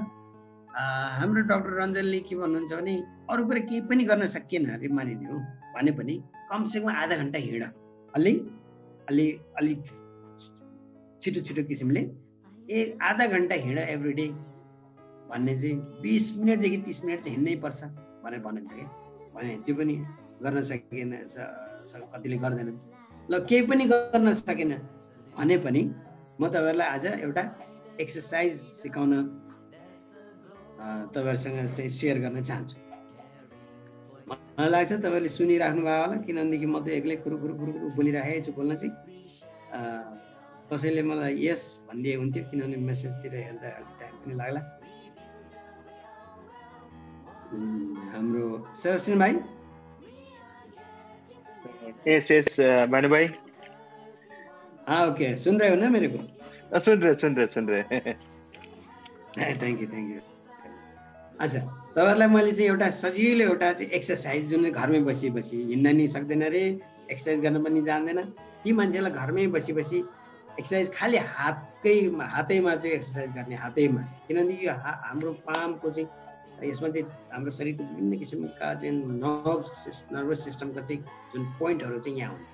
त्यस कारण एउटा चाहिँ के गर्नुपर्छ अरे हामीले यसलाई भने यसलाई हामीले तरिका जान्यो भनेदेखि कतिपय एउटा चाइनिज जुन टेक्नोलोजी छ जुन चाहिँ हत्केला र पैतालामा मात्रै त्यसको पोइन्टहरूलाई उनीहरूले चिने हुन्छ, त्यसलाई प्रेस गरेर हाम्रो शरीरको समस्याहरू पनि समाधान गर्ने पनि त्यो समस्या हुन्छ, के अरे त्यो चाहिँ प्रविधि हुन्छ भने। अब हामीले त्यो चाहिँ पोइन्ट त नजानु होला, तर हामीले त सिम्पली के चाहिँ गर्न सक्छौँ भनेदेखि त्यसरी यसै हातलाई लिनुहोस् तपाईँले पहिला यो हातले हान्नुहोस् कमसेकम तपाईँले 20-30 पटक कति अलिक मजाले हान्नुहोस् क्या यसलाई तपाईँले दुखाइलाई चाहिँ एब्जर्भ गर्ने बेलासम्म यसै गरी यता पनि हान्नु ओके यो एउटा तरिका भयो अनि त्यसपछि गएर तपाईँ हाम्रो चाहिँ हुन्छ यो ताली बजाउनु हामी यसै गरेर भने कसैले यसै नि ताली बजाएर देखिएको छ कतिको त्यस्तो ताली बजाएर काम छैन ताली के छ यो सबै पोइन्ट औँलाहरूको यो पोइन्टहरू जोडिने किसिमले तपाईँले यो राति नगर्नु होला अहिलेको राति मिटिङ भइरहेको छ यहाँ त सायद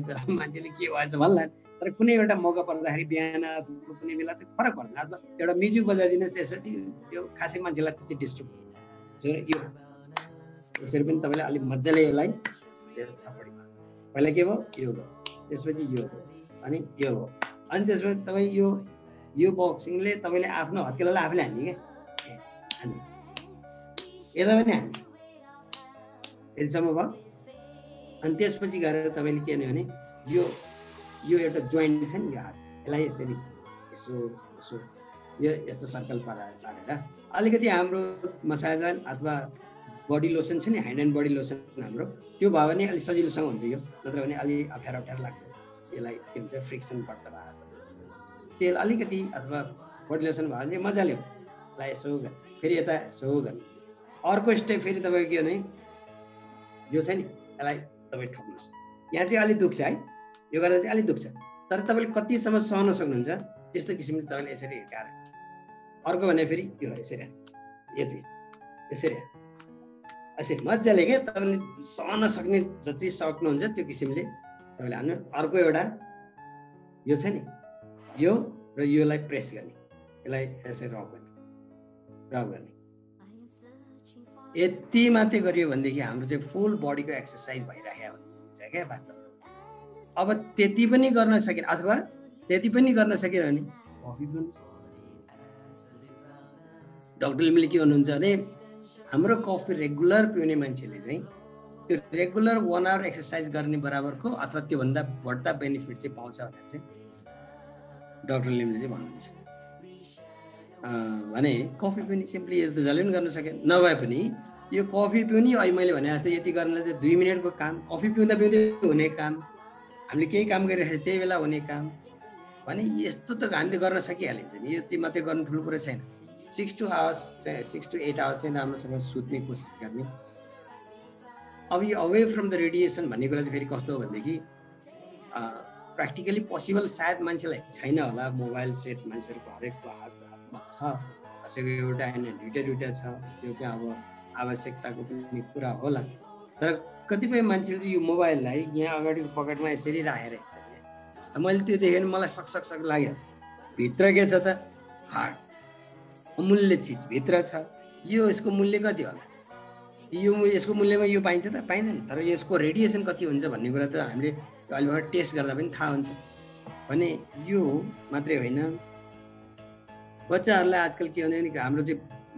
हामी बच्चा हुँदाखेरि अथवा हामीले पनि बच्चा सानसाना हुँदाखेरि टालाटोली बटुली कति राम्री पुतली भनेर चाहिँ टालाटोलीको पुतली बनाएको हात बनाएको खुट्टा बनाएको टाउको बनाएर त्यस्तो खेल्ने गर्थे आजकलको बच्चालाई त्यसले हुँदैन हेर्नुहोस् आजकलको बच्चालाई ट्याब्लेट चाहिन्छ आजकलको बच्चालाई मोबाइल चाहिन्छ नत्र भने रिसाउँछ भात खाँदैन अथवा होइन त्यस्तो किसिमको चाहिँ हुन्छ तर यो गजेट्सहरू भयो होइन ल्यापटप भयो जुन ट्याब्लेट भयो मोबाइल भयो यी सारा कुराहरू मात्रै होइन हाम्रो चाहिँ किचनमा युज हुने थुप्रै किसिमका इक्विपमेन्टहरू माइक्रोवेभ ओभन रेफ्रिजरेटर यी सारा कुराहरूबाट आउने रेडिएसन रेडियो टेलिभिजन योबाट आउने जुन रेडिएसन छ यो उसको पनि दुष्प्रभाव चाहिँ प्रशस्त मात्रामा छ यसको विषयमा तपाईँले जान्नु पर्यो भनेदेखि चाहिँ स्पिरुलिनाको जुन हरियो बुक त्यहाँ पाइन्छ हरेक ल्याङ्ग्वेजमा होइन मतलब हिन्दी ल्याङ्ग्वेज अथवा नेपाली बङ्गलामा पनि छ क्यारे त्यसको चाहिँ यो तपाईँहरूले के भन्छ त यो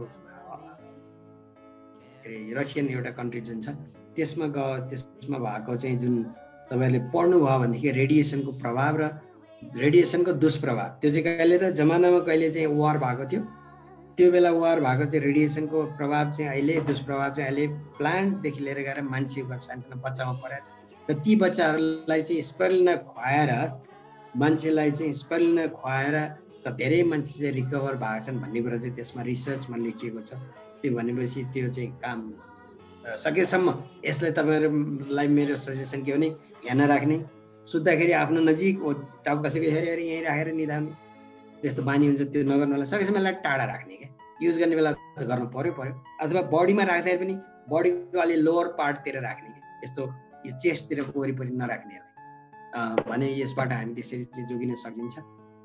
र अर्को वे आउट भनेको त स्पिरिन खाने त्यसबाट चाहिँ रेडिएसनको चाहिँ जुन छ प्रभाव त्यसलाई पनि कम गर्छ गर्ने पावर चाहिँ त्यसमा छ। एन्टिबायोटिक रेसिस्टेन्ट भने चाहिँ के भनेदेखि मान्छेले के हुन्छ भने एन्टिबायोटिक खान्छ अलिकति 2-4 दिन खाए डाक्टरले त्यो कोर्स दिया हुन्छ नि यति बेला यति समयसम्म खानु भनेर, तर त्यो कोर्स पुरै नहुँदै उसलाई एन्टिबायोटिकले त काम त के हो त उसको त तुरुन्तै काम गर्ने काम हो। 1-2 दिनमै उसको चाहिँ राम्रो भयो जस्तो लाग्छ ल मलाई ठिक भयो भने छोडिदिन्छ। त्यो भइसकेपछि के हुन्छ भने त्यो ब्याक्टेरिया मरिसकेको छैन शिथिल मात्रै भएको छ र त्यही बेला मैले छोडिदियो त्यो फेरि जागेर आउँछ र फेरि समस्या आउँछ भने यो चाहिँ एकदमै यो संसारकै ठुलो समस्या बनिसकेको छ भने यो पछि गएर एन्टिबायोटिक बनाउने मान्छेले नै के भनेको छ भनेदेखि एन्टिबायोटिक त हामीले बनाए अहिले समयको चाहिँ माग अनुसार यसलाई चाहिँ जरुरत भएको कारणले गर्दाखेरि, तर यस्तो समय आउने छ एन्टिबायोटिकले काम गर्ने भने जसले बनायो उसैले भनेको छ त्यो बेला आउनै लागिरहेको छ किनभनेदेखि रेसिस्टेन्स अहिले भइसकेको छ भने। त्यस्तै गरेर अर्को के पेस्टिसाइड इन द सीड भनेको जुन चाहिँ monsanto.com मा गएर तपाईहरुले हेर्नु होला। आजकलको जमाना के छ भनेदेखि कृषकहरूले के भन्छ भनेदेखि plants and seeds are no more with us भनेर चाहिँ के भन्छ त फार्मर्सहरूले चाहिँ भनेको छ भने मतलब उनीहरूको हातमा छैन। कसको हातमा छ त उ यस्तो मोन्सान्तो भन्ने कम्पनीहरू यिनीहरूले चाहिँ के गरेको छ भनेदेखि त्यो सीडमा नै पेस्टिसाइड अलरेडी हालिदिएको छ क्या। त्यसो भएर हामीले चाहिँ त्यसलाई अर्ग्यानिक खेती गर्छु भनेर त्यो हुनेवाला छैन किनभने अलरेडी त्यो सीडमा नै त्यसको पेस्टिसाइड इन्जेक्ट गरिसकेको छ भने यी सारा कुराहरू अन्य कुराहरू पनि यसमा समस्याहरू धेरै छन्। हेर्नुहोस् यसले गर्दाखेरि यो सबै समस्याहरूसँग जुझ्ने तपाईसँग केही बाटाहरू तरिका छ त भनेर सोध्नुहोस्। यो सबैको समाधान भनेको एन्टिबायोटिक रेसिस्टेन्ट भनेको छ भने सकेसम्म एन्टिबायोटिक खानु नपर्ने ठाउँमा हामी पुग्ने।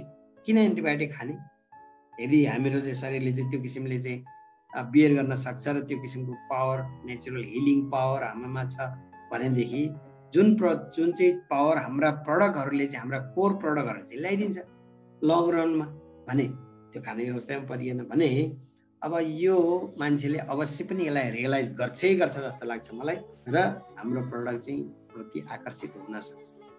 अब यी भए 5वटा प्रडक्ट सम्बन्धी कुरा। अब बिजनेस सम्बन्धी कुराहरू पनि त्यस्तै आई ओपनिङ गर्ने 5वटा पोइन्टहरू छन्, त्यसको विषयमा नि हल्का कुरा गरिहालौँ सर्टकटमा। सबैभन्दा पहिलो चाहिँ के छ प्रोफेसनको कुरा छ। 40-50 वर्ष अगाडि चाहिँ कस्तो थियो भने एग्रिकल्चर गरेर बस्ने मान्छेको चाहिँ प्रोफेसन राम्रो मानिन्थ्यो र त्यस्तै गरेर सर्भिस गर्ने मान्छे जब गर्ने मान्छेलाई चाहिँ ठिकै मानिन्थ्यो, मध्यम मानिन्थ्यो हैन।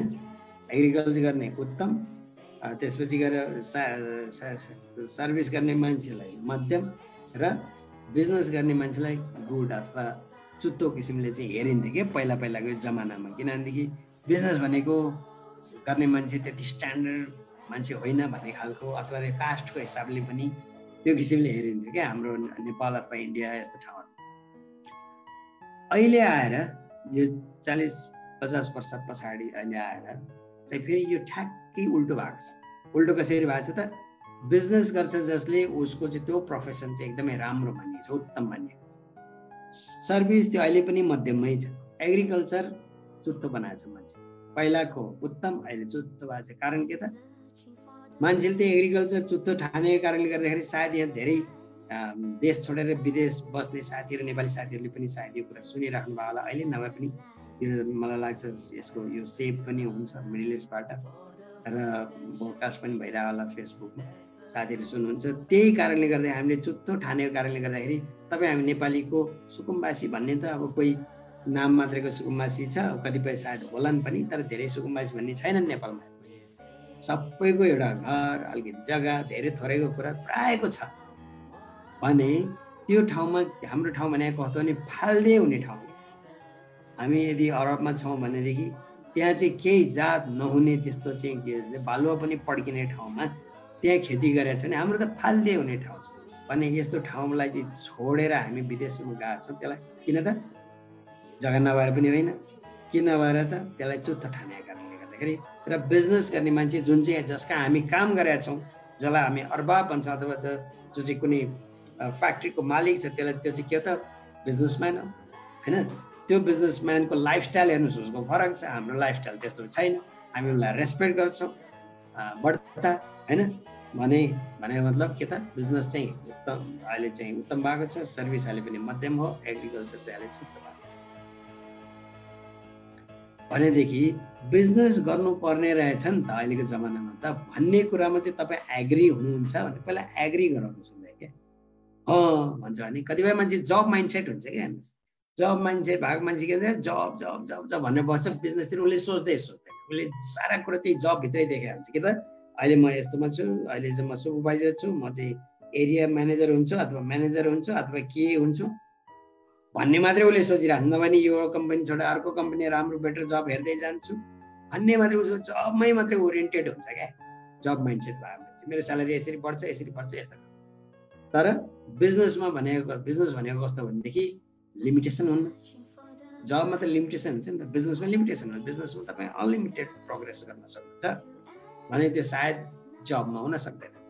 भने जब मान्छेलाई यो जब माइन्डसेटबाट चाहिँ बिजनेस माइन्डसेटमा एग्री गराउन सकिन्छ अनि बल्ल उसले कुरा सुन्न।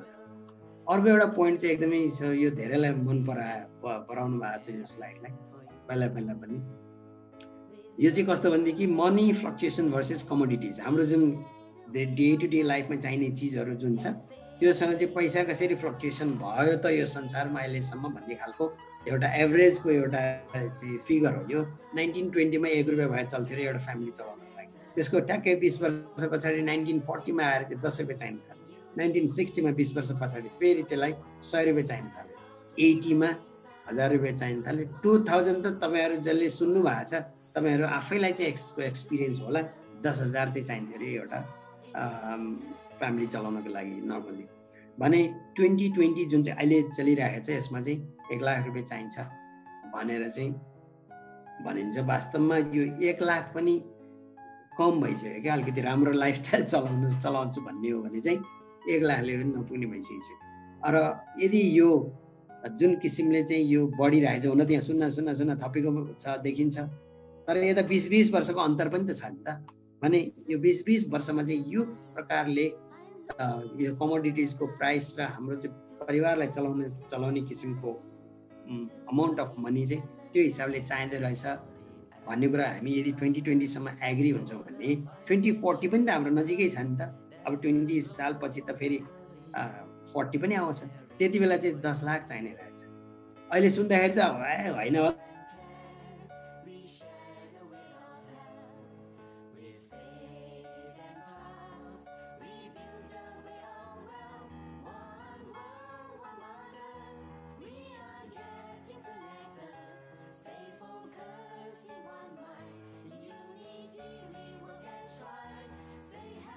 उसलाई सोध्नुहोस् न, आर यु प्रिपेयर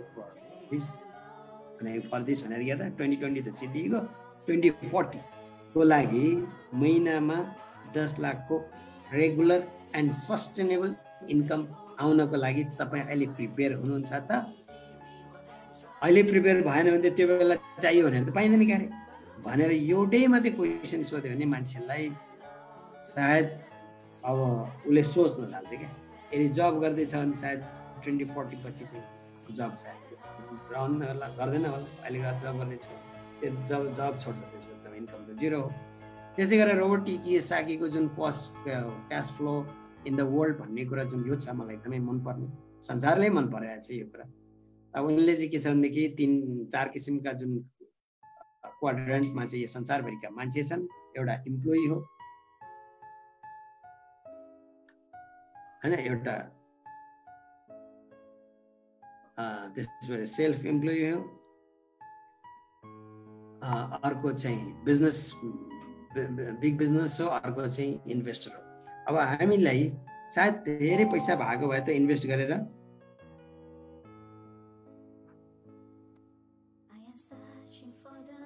सायद धेरै पैसा भएको भए त हामीले चाहिँ इन्भेस्ट गरिन्थ्यो होला, अथवा धेरै पैसा जोसँग छ उसले इन्भेस्ट गरेर उसलाई खास त्यो टेन्सन छैन, इन्भेस्ट गरेर जति प्रफिट हुन्छ उसले पाइरहेको छ भने इम्प्लोइ जो छ उसँग ठुलो पैसा इन्भेस्ट गर्ने छैन, उसलाई चाहिँ इन्कम चाहिँ एउटा के त भनेदेखि उसलाई खालि आफूलाई मात्रै मेन्टेन हुने किसिमको चाहिँ इन्कम चाहिँ मान्छेले पाइरहेको छ होला भने सेल्फ इम्प्लोइ भने के हो त त्यही हो। उसको साह्रै ठुलो चाहिँ त्यो बिजनेस बढेर सायद नजाला, बिजनेस भइरहेको छ, डिसेन्ट लाइफ चाहिँ चलिरहेको होला अहिले।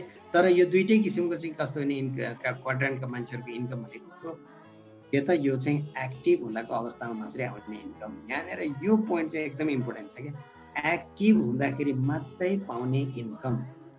जब एक्टिभ भएन इन्कम पाएन भने मतलब जो मान्छे चाहिँ एक्टिभ छैन हो काममा, इन्कम पाएन कि उसलाई पैसा चाहिन्छ त, पैसा त चाहिन्छ फेरि भने यो कुराले चाहिँ मान्छेलाई पिरोल्नु पर्छ क्या। भने अर्को चाहिँ बिग बिजनेस र इन्भेस्टर भन्ने जुन ग्रुप छ यसमा चाहिँ त्यस्तो टेन्सन पनि छैन, जसमा चाहिँ पैसा चाहिँ उसको लागि काम गर्छ अरे क्या। यतापट्टि साइड चाहिँ पैसाको लागि उसले काम गर्छ, यतापट्टि साइडको पैसा उसको लागि काम गर्छ। जुन जुन जुन चाहिँ प्यासिभ हुन्छ ऊ प्रेजेन्ट नभए पनि, उसले वास्तै नगरे पनि, ऊ मरेरै गए पनि उसको चाहिँ इन्कम आइराखेको हुन्छ भन्ने चाहिँ जुन क्वाड्रेन्ट यतापट्टिको दुईटा छ बिग बिजनेस र इन्भेस्टर। यदि हामी अहिले नै इन्भेस्ट गर्न सक्दैनौँ भने पनि डिएक्सनको थ्रु, मल्टिलेभल मार्केटिङको थ्रु हामी चाहे अब हामी इम्प्लोइ भए पनि, सेल्फ इम्प्लोइ भए पनि, बिग बिजनेस अथवा जहाँ भए पनि यसको थ्रु चाहिँ हामी थोरै पैसाबाट चाहिँ ठुलो इन्कम गरेर इन्भेस्ट गर्ने क्वाड्रेन्टमा चाहिँ हामी पुग्न सक्ने सम्भावना अथवा त्यो ब्रिजको काम चाहिँ सिस्टमले गरिदिन्छ भनेर भन्यो भने मान्छेले अवश्य पनि सोध्छ क्या यसको विषयमा र अब हामीले कुरा गर्नलाई सजिलो हुन्छ। त्यस्तै गरेर चौथो कुरा भन्यो भने trend of the most people, अनि मान्छेको ट्रेन्ड कस्तो छ। जस्तो मानिलिनु तपाईँ हामी विदेश बसिरहेका मान्छेहरू छौँ भनेदेखि कतिपय मान्छेको त स्यालेरी त डिफ्रेन्ट स्ल्याबमा हुन्छ, हेर्नुहोस् कसैको 1000 होला, कसैको 2500 होला, 5000 होला, 10,000 होला, अथवा त्योभन्दा माथि नै हुनसक्छ। कुरो यहाँ जतिसुकै होस् त्योसँग मतलब छैन। यहाँ के छ त भनेदेखि सेभिङ चाहिँ कति गर्छ मान्छेले भन्ने कुरालाई यदि हेर्ने हो भने हामीले चाहिँ रफली होइन यति सायद नहोला तैपनि मान्छे जुन चाहिँ 5 वर्ष बस्छ विदेशमा, 1000 रुपियाँ स्यालेरी छ, उसले सेभिङ चाहिँ 7200 गर्न सक्छ होइन सालमा, के अरे 5 सालमा। त्यस्तै गरेर अर्को चाहिँ मान्छे चाहिँ 2025 भएको मान्छेले पनि 2100 के अरे 1100 1000 2,16,000 भयो यो चाहिँ। त्यस्तै गरेर 5,000 भएको मान्छेले के हो यहाँनिर अलिकति मिलेन जस्तो छ। त्यस्तै गरेर 5,000 भएको मान्छेले के अरे 10,000 भएको मान्छेले पनि सायद उसले 10,000 भएपछि त फ्यामिली ल्याएर यसमा पनि सायद फ्यामिली ल्याएको कारणले गर्दाखेरि अझ घट्दो पो छ उसको चाहिँ जुन छ नि सेभिङ। अब यहाँ 10,000 भएको मान्छेले पनि त्यही 3 लाख जस्तो भएछ। यहाँनिर चाहिँ कुरो के आयो भने सेभिङको कुरा। सेभिङ जतिसुकै होस्, सानो होस् चाहे ठुलो होस्, मान्छेको ट्रेन्ड चाहिँ के छ त, ती मान्छेले गर्छन् कि त्यो भएको पैसालाई चाहिँ फिक्स एसेटमा कन्भर्ट गर्छन् क्या। हाम्रो बानी के अवस्था छ, हाम्रो ट्रेन्ड फलानाले घर ठडाइसक्यो हाम्रो घर छैन भन्ने खालको सोचाइ हुन्छ, अनि जग्गा किन्छ, अनि जग्गा किने त्यसमा घर बनाउँछ। त्यो घर बनाएर त्यो सायद त्यो कमर्सियल भ्यालु त्यसको चाहिँ छैन होला, अथवा त्यसले त्यो चाहिँ एसेट हाम्रो रोबर्ट टी कियोसाकीले भने जस्तो एसेटको काम त्यसले सायद गरेको छैन होला भने अब त्यसबाट त्यो घरभित्रले खानिदिने होइन, घरको कोठाले त्यतिकै खानिदिने होइन भने पैसा चाहिँ त्यहाँ गएर थुप्रेर बस्यो। तर पनि मान्छेलाई त डे टु डे लाइफ चलाउनलाई त पैसा चाहिन्छ भने यस्तो ट्रेन्ड छ। त्यसो भएर मेरो स्यालेरी धेरै छ भनेर पनि मख हुने नि अवस्था छैन क्या। किन त जो मान्छेले धेरै स्यालेरी छ र धेरै सेभिङ गर्छ 5 वर्षमा, त्यो मान्छेले सायद अलि सिटीमा घर बनाउला होइन, अलि ठुलो सिटीमा घर बनाउला, तर गर्ने त त्यही हो। थोरै उसले पनि के छ त सिटीमा सक्दैन, उसले कुनै आफ्नो गाउँ बजार कुनै ठाउँमा घर बनाउनु पैसा त त्यो कुरा त त्यही हो, फिक्स एसेटमै हालेर सिद्धियो भने यो ट्रेन्ड चाहिँ छ। त्यसले गर्दाखेरि यो ट्रेन्डलाई चाहिँ यसलाई चाहिँ यतिमा मात्रै सीमित नभएर अन्य पनि हामीले चाहिँ गर्न सकिन्छ। यही इन्कमलाई बढाउन नि सकिन्छ, सेभिङलाई बढाउन पनि सकिन्छ र त्यो हामीले इन्भेस्ट गर्ने त हो, तर हाम्रो चाहिँ यो प्रडक्टमा अथवा हेल्थमा यो बिजनेसमा हामी अलिकति पनि इन्भेस्ट गर्दै जाने हो भनेदेखि चाहिँ पछि गएर हाम्रो चाहिँ ठुलो चाहे त्यो 1000 वाला होस् चाहे 5000 वाला 5000 वाला पनि मक्क पर्ने बेला छैन, स्थिति छैन भन्न खोजेँ मैले। कारण के भने जति धेरै स्यालेरीको मान्छे हुन्छ उति धेरै उसको जबको रिस्क हुन्छ भने त्यो अर्को कुरा चाहिँ के भने उसलाई पनि त पछि आएर रेगुलर इन्कम चाहियो नि भने हाम्रो बिजनेसमा इन्भल्भ भएर यदि थोरै भने पनि इन्कम 1000 होस् 2000 होस् डलर इन्कम चाहिँ गर्न सक्ने ठाउँमा पुग्यो भने त जिन्दगी त फेरि सजिलोसँग चल्न सक्छ भन्ने खालको। यसरी चाहिँ अर्को आए ओपन गर्न चाहिँ मान्छेलाई त्यसरी चाहिँ गर्न सकिन्छ जस्तो मलाई लाग्छ।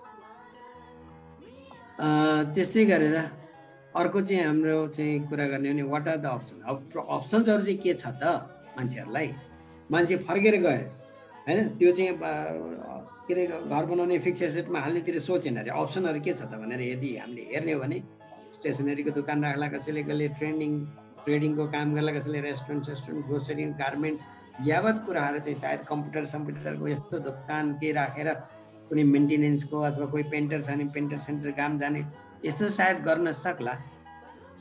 तर प्रब्लम के छ भनेदेखि मैले भर्खरै घरमा पेन्ट गराइरहेको छु, ती पेन्टर भाइहरूले के भन्छन् भनेदेखि एकदमै कम्पिटिसन छ सर।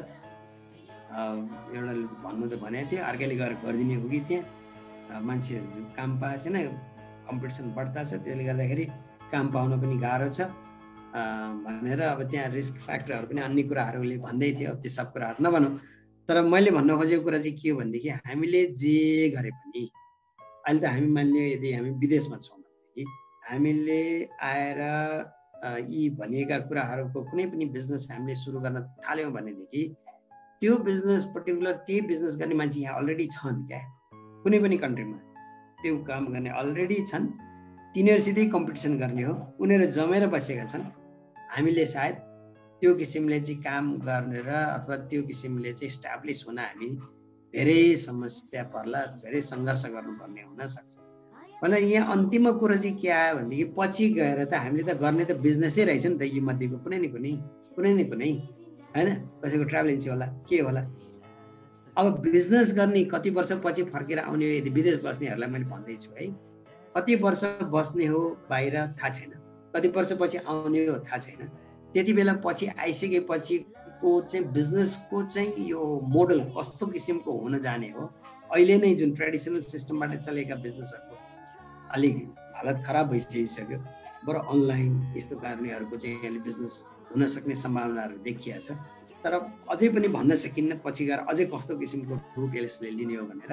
तर मैले भन्न खोजेको कुरा यति हो कि यी बिजनेसहरू त हामीले कुनै न कुनै गर्ने त रहेछ त, पछि गएर 2 वर्ष 5 वर्ष 10 वर्षपछि फर्केर आफ्नो ठाउँमा आइसकेपछि अब त्योभन्दा 5 वर्ष 10 वर्षपछि के हुन्छ भन्ने अनसर्टेनिटी यदि हामीमा छ भनेदेखि अहिलेदेखि किन बिजनेस सुरु नगर्ने त? तपाईँ जस्तो पोजिसनमा हुनुहुन्छ, तपाईँसँग जस्तो रिसोर्सेस छ, तपाईँसँग जस्तो आइडिया छ, त्यो बिजनेस किन सुरु नगर्ने त? त्यहाँ माथि डिएक्सन जस्तो मल्टिनेसनल कम्पनी चलेको कम्पनी, इन्फ्रास्ट्रक्चर सारा संसारभरि रेडी छ, सपोर्ट सिस्टम छ, यो प्रडक्टहरू युज गरेर आफ्नो हेल्थको सेफ्टी गर्न सकिन्छ होइन। हाम्रो चाहिँ इम्युन पावरलाई बुस्ट गराएर विभिन्न आउने ब्याक्टेरिया भाइरसहरूसँग चाहिँ हामी सेफ भएर बस्न सकिन्छ र अन्य पनि कैयौँ हाम्रा चाहिँ शरीरमा आउने थुप्रै समस्याहरूबाट समस्या आउनबाट चाहिँ यसले चाहिँ रोक्न सक्ने यसमा छ, अथवा समस्यालाई डिले गरिदिने प्रोसेस छ।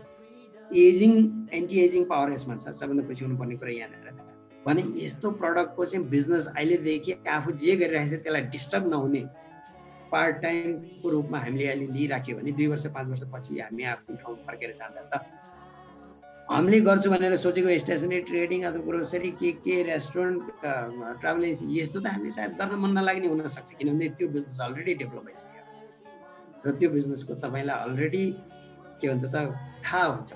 ट्रेडिसनल मार्केटिङ ट्रेडिसनल बिजनेसहरू र यो बिजनेसको चाहिँ भिन्नता तपाईँलाई जब थाहा हुन्छ, तपाईँले यो बिजनेस अरू बिजनेस भन्दा यसलाई नै तपाईँले प्रायोरिटी दिनुहुन्छ र कन्टिन्यू गर्नुहुन्छ, बस भयो।